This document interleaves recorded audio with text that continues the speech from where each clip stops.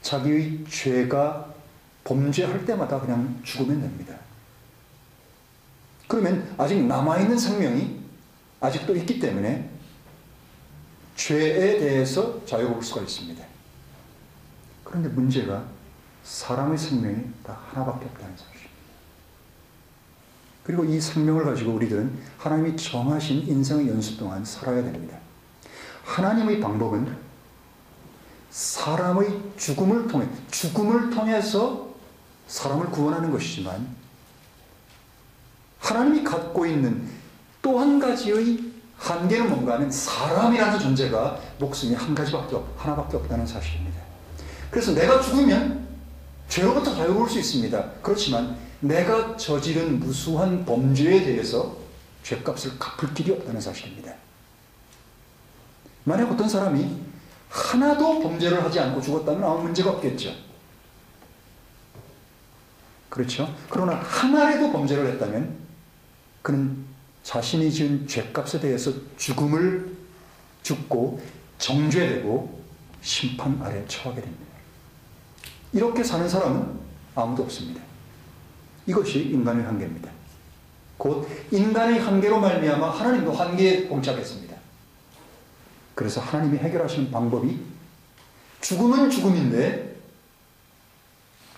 대신 죽는 대속의 죽음을 하나님이 처음부터 그 마음속에 가지고 계셨다는 사실입니다.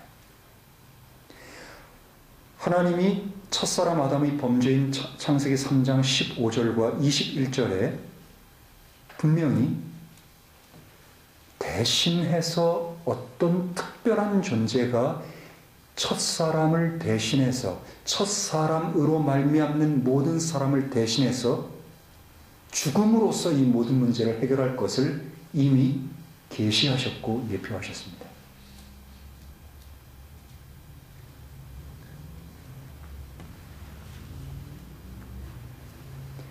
하나님은 우리들의 범죄로 인해서 우리가 받게 될 모든 형벌로부터만 우리를 자유롭게 만들어주시는 것이 하나님의 구원의 방식이 아닙니다. 하나님은 우리가 예수를 믿고 난 후에도 내 속에 내가 몸을 가지고 있기 때문에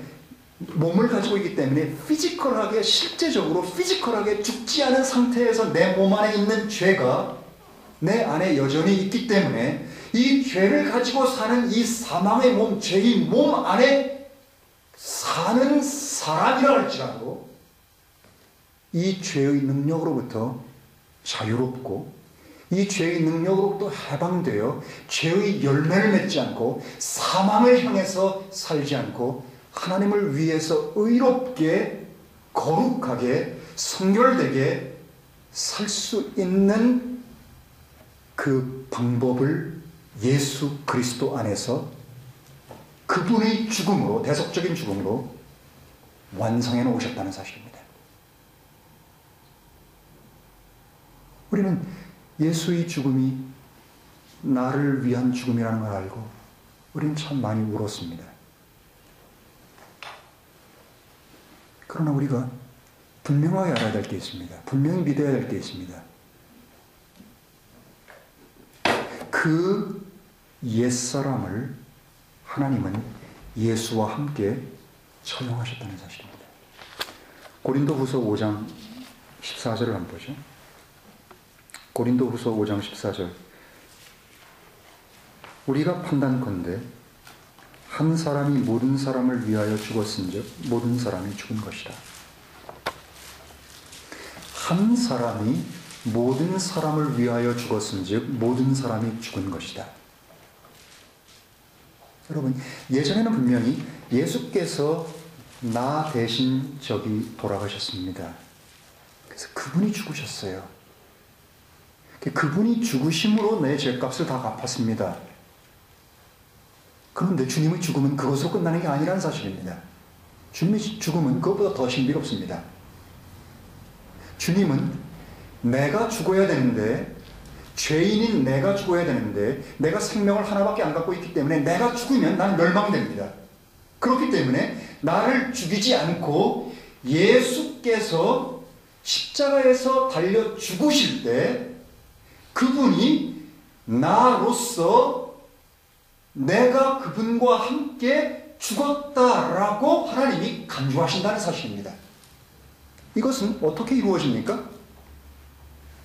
예수께서 나를 위해 죽으실 뿐만 아니라 나 대신에 죽을 때 그분께서 나로서 죄인으로서 죄가 되셔서 죽음으로 예수의 죽음이 바로 나의 죽음이고 예수와 함께 그 자리에서 내가 죽게 만드셨던 것이구나. 나의 옛사람이 죽게 만드셨던 것이구나. 그렇기 때문에 내가 지금 몸을 가지고 살아도 이 나는 더 이상 예전의 그 존재가 아니라는 사실입니다. 내가 몸을 가지고 있기 때문에 이것들이 감지가 잘 안 됩니다. 그렇기 때문에 하나님께서 우리들에게 이것이 어떻게 우리 가운데 그렇게 상생하게 와닿을 수 있을까요? 믿음입니다. 예수가 내 죄를 다 갚기 위해서 죽었다는 것은 철저하게 믿음에 의해서만 내 가운데 오게 됩니다. 동일하게 내가 죽었다는 것도 믿음에 의해서만 가능합니다. 주님은 모든 사람을 대표해서 죽으실 때 모든 사람으로 죽었기 때문에 예수의 죽음이 나의 죽음이라는 사실이 내 마음속에 믿어지는 그 축복이 임하게 될 때 우리는 영의 새로움, 생명의 새로움 가운데 비로소 걷기 시작할 수 있습니다.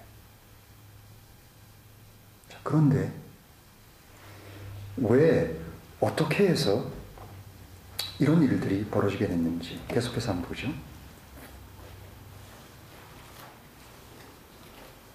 6절에 우리가 알거니와 우리 옛사람이 그분과 함께 십자가에 달린 것은 죄의 몸을 멸하여, 이 말이 뭔가 하면 디스트로이라는 말을 썼습니다.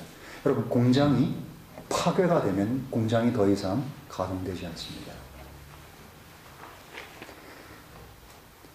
죄의 몸이 더 이상 가동되지 않아서, 그래서 공장이 파괴가 되면, 폭탄을 맞아서 공장이 파괴가 되면 공장은 더 이상 돌아가지 않습니다. 그렇게 되면 죄를 아주 양산해냈던 이 내가 더 이상 죄를 양산해낼 수가 없습니다. 그것을 뭐라고 표현했는가 하면 destroy, 파괴됐다는 겁니다. 죄의 몸이 파괴되어서 더 이상 죄를 만들어낼 수 없기 때문에 더 이상 이제는 죄를 섬기지 않고 살 수 있는 그런 존재로 하나님께서 만드셨다는 거예요.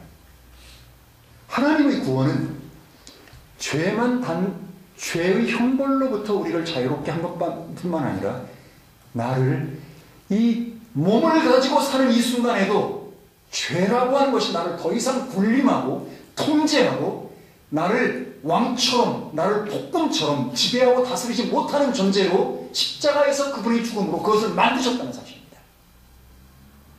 이것이 우리를 죄의 권능으로부터 자유롭게 합니다. 해방됐다는 거예요. 죄가 나를 어떻게 할 수 있는 법적인 아무런 권한과 근거를 가지고 있지 않다는 사실을 밝히 알게 되면 그것을 이길 수 있습니다. 능히. 자, 이러한 믿음이 6절의 믿음이 왔을 때 우리가 행하는 게 있습니다. 교회 안에서 행하는 게 있죠. 뭡니까? 3절과 4절과 5절입니다. 밥티즘입니다. 밥티즘은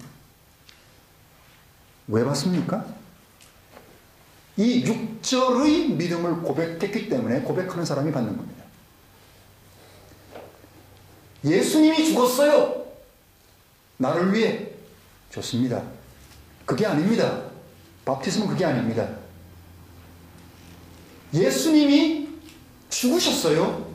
그때 하나님을 떠나서 제멋대로 죄에게 종노릇해서 살아왔던 나도 예수와 함께